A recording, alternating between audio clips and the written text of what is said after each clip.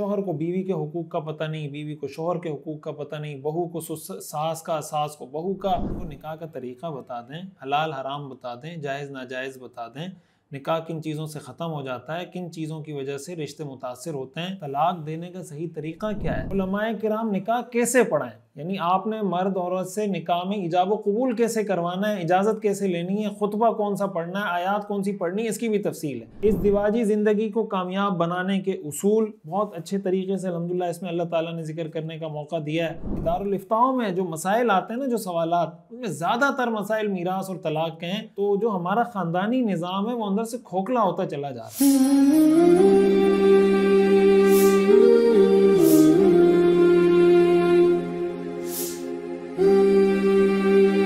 बिस्मिल्लाहिर्रहमानिर्रहीम। मुख्तलिफ लोगों का निकाह पढ़ाने का मुझे मौका मिलता रहता है और कभी लोग कहते हैं कि आप बयान कर लें, बात कर लें निकाह के मौके पर। तो मैं अमूमन ये बात जो नौजवान लड़के लड़कियां और वालिदैन उन सबको कहा करता हूँ, कहता रहा हूँ हमेशा से कि भाई निकाह से पहले बच्चों को निकाह कोर्स करवा दिया करें। निकाह कोर्स का मतलब क्या है कि उनको निकाह का तरीक़ा बता दें, हलाल हराम बता दें, जायज़ नाजायज़ बता दें, निकाह किन चीज़ों से ख़त्म हो जाता है, किन चीज़ों की वजह से रिश्ते मुतासिर होते हैं, तलाक देने का सही तरीक़ा क्या है, ये सारी चीज़ें अपने बच्चों को सिखाएं। बहुत हैरत होती है मुझे, लोग शादियों पर 20-20, 30-30 लाख, 40-40 लाख, 50-50 लाख रुपए लगा देते हैं, लेकिन कुछ अरसे बाद शौहर आता है, जनाब पता चलता है बीवी को एक साथ 3 तलाक़ें दे दी हैं, अब जनाब हमें कोई हल बताएं। और शौहर को बीवी के हुकूक का पता नहीं, बीवी को शौहर के हुकूक का पता नहीं, बहू को सास का, सास को बहू का। एक अजीब खिचड़ी पकी हुई हमारे ख़ानदानी निज़ाम में, फैमिली सिस्टम के अंदर। इस्लाम तो हमें बेहतरीन रहनुमाई करता है, हमारी कुरान हदीस में वाज़ेह तालीमात मौजूद हैं। तो मैं इस पर बहुत कोशिश करता रहा। उलमा साथियों से मैंने कई दफ़ा कहा कि यार मसाजिद में इसके कोर्सेज़ करवाएं। अच्छा, मैं कई दफ़ा ये कहता था कि भाई अगर आप बच्चे की शादी करवा रहे हैं तो आप बच्चे को इमाम साहब के पास भेज दें, इमाम साहब उनको 1 हफ्ते में कोर्स करा देंगे, तो कम से कम ढंग से ज़िंदगी तो गुजार लेगा वो। उसको पता चल जाएगा इस दिवाजी ज़िंदगी, मैरिटल लाइफ होती क्या है, इसकी मुश्किलात क्या हैं। लोग समझते हैं शादी कर लेंगे तो बस मज़े ही मज़े होंगे।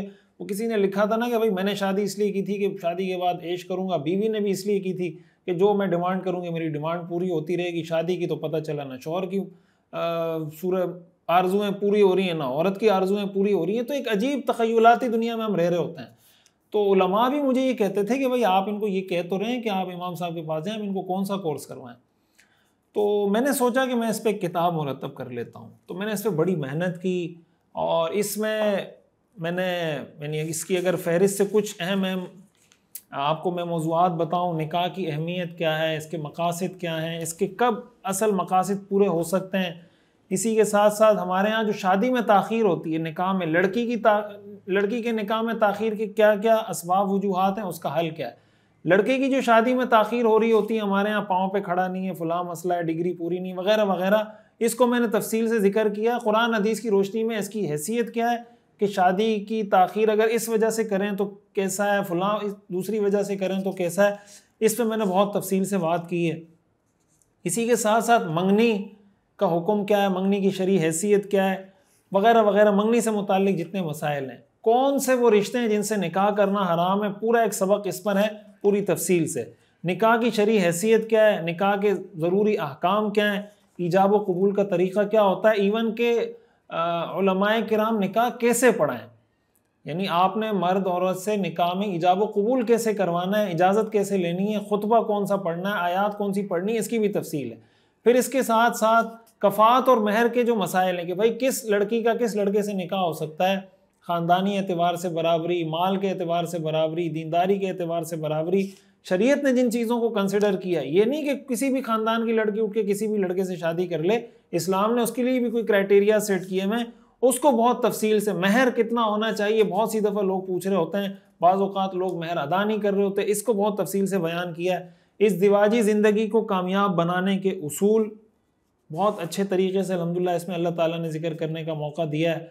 मियाँ बीवी के इख्तिलाफ़ात, उसके असबाब क्या हैं और उसका हल क्या है, बहुत तफसील से जिक्र किया। तलाक़ का पूरा एक चैप्टर है इसमें कि तलाक़ का मतलब क्या होता है, खुला का मतलब क्या होता है, अदालती खुला की शरई हैसियत क्या होती है, कौन सी सूरतों में औरत अदालती खुला ले सकती है, तलाक़ देने का सुन्नत तरीक़ा क्या है, इसको तफसील से बयान किया है।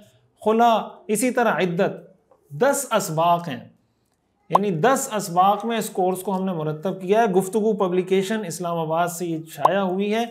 इसकी कुछ डिटेल आपके सामने स्क्रीन पर लिखी हुई आ जाएगी, तो आप उनके व्हाट्सअप नंबर पर भी रब्ता कर सकते हैं और इनके लिंक पे क्लिक करके आप ये किताब ऑनलाइन ऑर्डर कर सकते हैं। मैं ये सजेस्ट करूँगा, ज़ाहिर है इसमें मैंने बहुत मेहनत की है, मुझे पता है कि इस पर मेरी कितनी मेहनत लगी है, तो मैं ये चाहूँगा कि ये ऐसी किताब है जो मस्जिद में, हर मस्जिद में होनी चाहिए।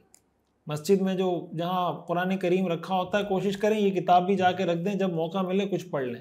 हर घर में ये किताब होनी चाहिए। और मसाजिद में अइम्मा किराम से मैं गुजारिश करूँगा कि अगर आप ये कोर्स मसाजिद में करवाना शुरू कर दें तो मुझे अल्लाह ताला की ज़ात से उम्मीद है कि हमारे माशरे के निकाह और तलाक़ से जो मुताल्लिक़ मसाइल हैं बहुत ज़्यादा उसमें बेहतरी आ सकती है। आप यकीन करें हमारे पास यानी दारुल इफ्ताओं में जो मसाइल आते हैं ना, जो सवालात, उनमें ज़्यादातर मसाइल मीरास और तलाक़ के हैं। तो जो हमारा ख़ानदानी निज़ाम है वो अंदर से खोखला होता चला जा रहा है। तो अगर हम इसको दीन और शरीयत की रोशनी में समझने की कोशिश करेंगे तो हमारे सारे मसाइल हल हो सकते हैं। सीरतुन नबी सल्लल्लाहु अलैहि वसल्लम का मुकम्मल और जामे और कम्प्रिहेंसिव कोर्स देखिए हर इतवार की रात 10 बजे पाकिस्तानी वक्त के मुताबिक हमारे ऑफिशियल यूट्यूब चैनल मुफ्ती रशीद ऑफिशियल पर। इस कोर्स में इंशाअल्लाह आप अपने पैगम्बर सल्लल्लाहु अलैहि वसल्लम की मुकम्मल जिंदगी के बारे में जान सकेंगे। खुद भी जुड़ें, अपनी फैमिली को, बच्चों को, दोस्तों को भी जोड़िए।